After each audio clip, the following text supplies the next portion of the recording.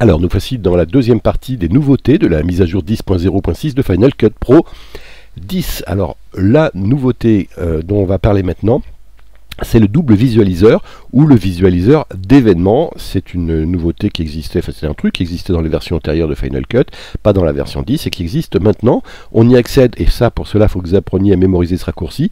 CTRL POM 3.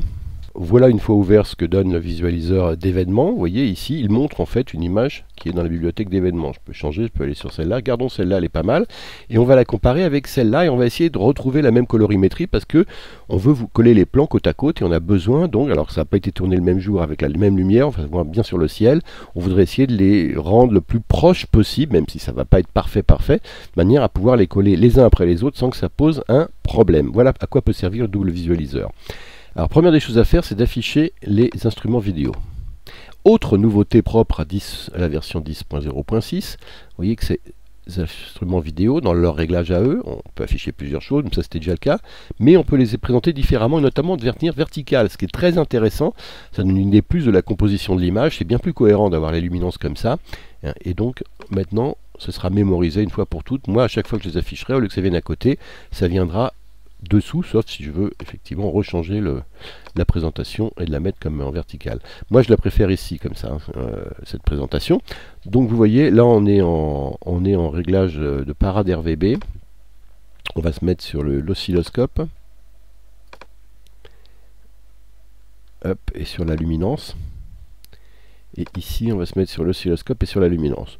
Alors bon, là il n'y a pas grand chose à en tirer, sinon peut-être ici qu'on doit pouvoir baisser un tout petit peu effectivement nos hautes lumières et peut-être aussi, si on veut se rapprocher de l'autre, mais c'est pas très utile là, voilà, monter plus nos lumières intermédiaires et baisser les hautes lumières comme ça. Maintenant on va se mettre sur la parade RVB maintenant. Et là, on va essayer effectivement de faire coller les couleurs de ciel. Jouer dans les couleurs elles-mêmes. Alors dans les hautes lumières, notamment, on voit qu'on a un problème avec notre bleu du ciel et qu'il faudrait qu'il soit, pour ressembler à l'autre, déjà un peu plus proche qu'avant. Même si c'est pas encore tout à fait ça. Mais je le dis, on ne le fera pas parfaitement.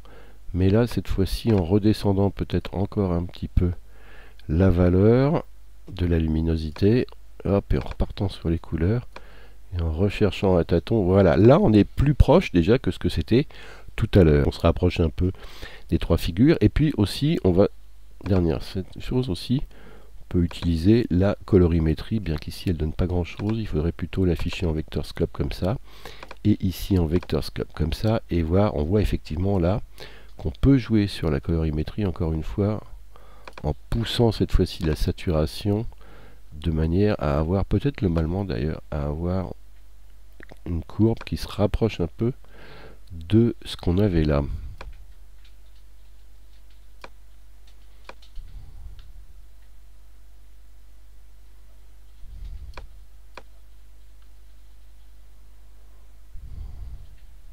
Voilà, une fois que c'est fini, je peux refermer en faisant CTRL POM 3.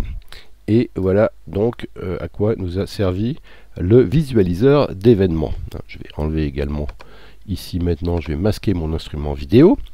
Et puis on va voir une autre, et puis cette fois-ci je vais remonter un petit peu pour qu'on ait un peu plus de place sur la timeline. Et puis cette fois-ci on va voir une autre particularité, c'est le changement de comportement de la tête de lecture. Alors ça, c'est pas forcément mieux, mais ça a changé, c'est à vous de voir si c'est mieux ou pas, je vais vous expliquer. La tête de lecture ne se comporte plus de la même façon dans la version 10.0.6. Avant, lorsqu'on cliquait sur un clip de la timeline, ici on déplaçait, la tête se posait à cet endroit. C'est plus le cas maintenant, regardez, je clique ici, clic, clic, clic, la tête elle bouge pas. Ce qu'il faut, c'est cliquer au-dessus d'un clip dans la timeline pour déplacer la tête de lecture. Vous voyez, là, je déplace la tête. Mais si je clique dans le clip, je ne la déplace pas. Il faut que je clique au-dessus pour la déplacer. Ça, c'est nouveau. Alors l'intérêt de cette nouveauté, c'est que si on clique, si on veut sélectionner un clip pour faire un changement, mais si on a un réglage précis de position de la tête des lectures, on peut sélectionner un clip pour le faire un changement, pour le changer de place. Par exemple, ici je le prends et je le mets ici. On peut faire ça, par exemple, sans toucher à notre tête de lecture, sans affecter la position de la tête, si celle-ci, encore une fois, est importante. Mais alors attention, il y a un souci, c'est que tant que le survol, le skimmer ici, est sur le clip ou au-dessus dans la timeline, le visualiseur nous montre, regardez, la position du skimmer ici. C'est ça qu'on a dans le visualiseur au-dessus. Et qu'est-ce qu'on a ici également comme information à droite du visualiseur? C'est les infos concernant le clip sélectionné. Si je veux faire des changements dessus, par exemple ici, vous voyez, sur ce clip-là, j'ai un effet Flare Builder, je voudrais les enlever. Mais dès que je sors mon curseur, ma souris de la timeline, ce que je vois dans le visualiseur, c'est la position de la tête de lecture. Donc ici, je peux l'enlever, je ne vois pas la différence, parce qu'en fait, c'est pas ce clip-là que je vois. Ce clip-là, pour le voir, il faut que je sois là. Donc c'est compliqué de faire des changements ici dans l'onglet vidéo, alors qu'on ne voit pas ici, si je veux ajouter par exemple autre chose, un autre filtre, ou faire un changement de colorimétrie, ici vous le voyez, par exemple la saturation, je vais la baisser complètement pour passer le clip en noir et blanc, mais je ne le vois pas ici, il faut que je retourne en bas pour le voir, que mon effet a été rajouté, donc c'est assez compliqué. Donc comment faire pour pallier à ça? Il faut que je sélectionne ce clip ici avec la touche Alt enfoncée. Regardez, si j'appuie sur Alt en même temps, je bouge la tête de lecture. Si je veux sélectionner un clip en bougeant la tête de lecture dessus, si c'est volontaire, j'appuie sur Alt et cette fois-ci je bouge la tête de lecture dessus. Sinon je peux toujours bouger la tête de lecture en appuyant au-dessus. Mais si je veux sélectionner un clip en même temps, j'ai qu'une solution pour que la tête de lecture bouge dessus, c'est de faire Alt. Voilà. Avant c'était l'inverse, il fallait appuyer sur Alt pour empêcher la tête de bouger et garder un emplacement précis de tête de lecture. Maintenant ce n'est plus le cas, on fait Alt pour faire bouger la tête de lecture en même temps que le survol sur le clip qu'on veut sélectionner. Ça c'était la deuxième chose. Troisième chose, on a des nouveaux titres, des nouveaux thèmes, des nouveaux transitions et des nouveaux effets. Notamment dans les thèmes, vous vous souvenez, les thèmes préexistants comme par exemple album photo. Eh bien j'avais déjà toutes ces choses-là, la transition vidéo comme ça, les coins gauche. Il y a un générateur vidéo qui a été ajouté à chaque collection qui existait comme ça de thèmes et un titre qui s'appelle le titre BOG. Alors à quoi ça sert? Je vais changer de projet, je vais aller dans mon été 2012. Alors on va essayer de les utiliser ici pour voir ce qu'il y a de nouveau. Alors je sélectionne mon générateur vidéo et ici je viens le mettre devant ma piscine en double-cliquant dessus. Alors je vais ensuite, vous allez voir, poser ma piscine dessus, parce que je voudrais en fait qu'il serve de fond. Je vais lui mettre un fondu en avant et en après à ma piscine. Donc plutôt en arrivée en avant. Comme ça, donc j'adapte la taille comme ça. Je vais dans mes transitions, je rajoute un petit fondu enchaîné ici devant, pas derrière, juste devant. Vous voyez que ça transforme le clip connecté en scénario secondaire, ça on l'avait déjà vu dans un autre tutoriel. Je reviens dans mes thématiques et je vais aussi ajouter un petit titre BOG par-dessus tout ça. Voilà, donc j'ajoute ça. Alors si j'avais voulu l'ajouter à la bonne taille, bon c'est pas très grave. Allons-y et calons-le comme ça, le titre BOG, voilà. Donc voilà, vous allez comprendre pourquoi on fait ça.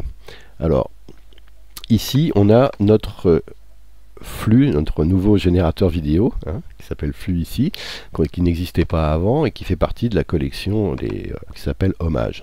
Alors, la couleur, je vais la changer, je vais la mettre bleue pour que ça soit un petit peu dans la tonalité de ma piscine, vous voyez ici. Et au lieu que ce soit des rectangles, je vais prendre ces formes-là. Voilà, donc j'ai un peu personnalisé comme si c'était des gouttes d'eau.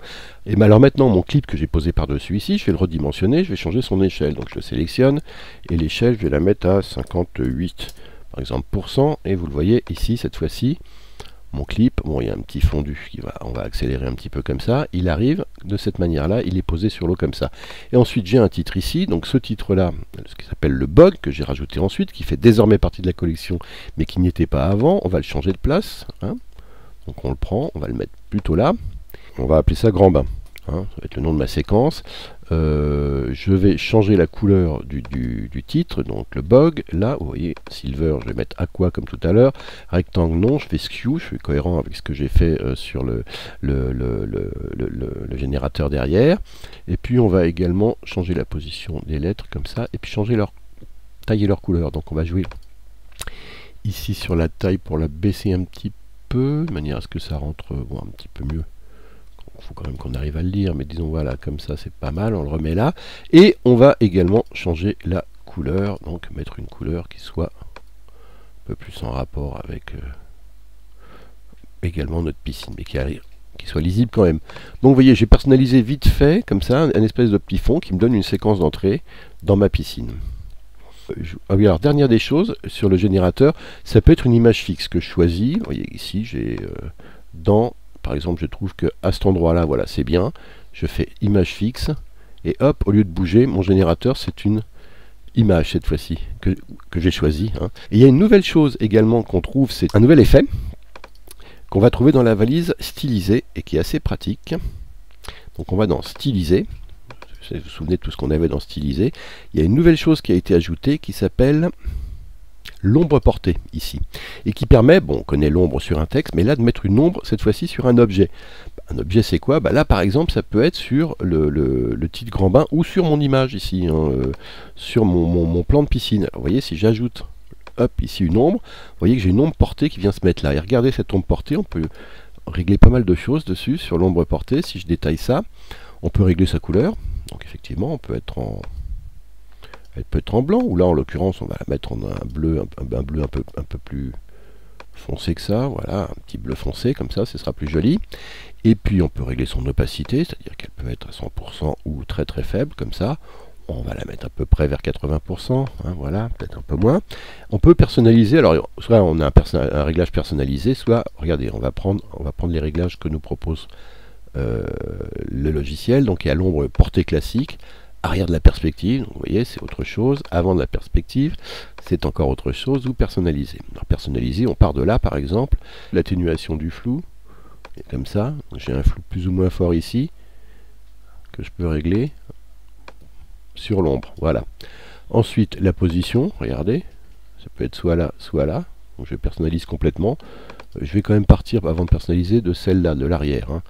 Et donc la position, regardez, le X et le Y, ça peut être comme ça dès le départ. Ah oui, il faut que je décale un petit peu. Si je dis que je vais jouer par là, que mon Y, je vais le jouer comme ça. Hop. Et on peut animer tout ça, hein. Par exemple, ici au début, je vais me mettre... allez, on va dire qu'ici, par exemple, à la fin, on va se mettre à la fin, on voudrait qu'elle soit animée, elle finisse par être posée comme ça. Donc je mets un point d'animation ici sur ces positions de perspective, sur ces points de perspective. Je reviens au début de mon plan, on va le mettre à partir de là, on va faire jouer à partir de là. Alors là, cette fois-ci, je veux que ça parte du haut, comme ça. Voilà. Hein, et je remets un point d'animation là, et regardez mon ombre, elle va bouger. Je l'ai animée, hop, elle va descendre comme ça en même temps que les... Voilà, bon. Ça donne un petit effet juste avant que la personne plonge. Voilà, une ombre portée, c'est encore une nouveauté de Final Cut Pro 10.0.6. Voilà, et on va s'arrêter là pour la mise à jour de 10.0.6 partie B, et on verra dans une partie C les autres changements qui ont également été apportés. Allez, merci et à bientôt.